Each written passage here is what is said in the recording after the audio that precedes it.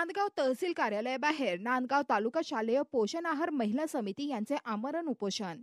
शालेय पोषण आहार अंतर्गत येणाऱ्या ₹1500 मानधन दिले जाते, यात वाढ करून कमीत कमी 10 ते 12,000 रुपये करावे। तालुका शालेय पोषण आहार महिला समिती नांदगाव तालुका शालेय पोषण आहार महिला समिती यांनी दिनांक 21 नोव्हेंबर 2022 रोजी नांदगाव तहसील कार्यालयाबाहेर आमरण उपोषण केले। तालुक्यातील विविध शाळेतून शालेय पोषण आहार अंतर्गत काम करणारे मदतनीस हे भांडे धुण्यापासून ते खिचडी यास इतर माध्यम भोजन शिजवून वाटप करून साफसफाई करण्यापर्यंत हे काम करत असतात। या कामाच्या मोबदल्यात 1500 अर्थात 30 रुपये रोज मिळतो। नांदगाव तालुक्यातील शालेय पोषण आहार महिला समिती यांची शासनाकडे अशी मागणी आहे की मानधनात वाढ करून कमीत कमी 10 ते 12,000 रुपये करावे। सुनील जाधव यांच्या उपस्थितीत उपोषण संपन्न।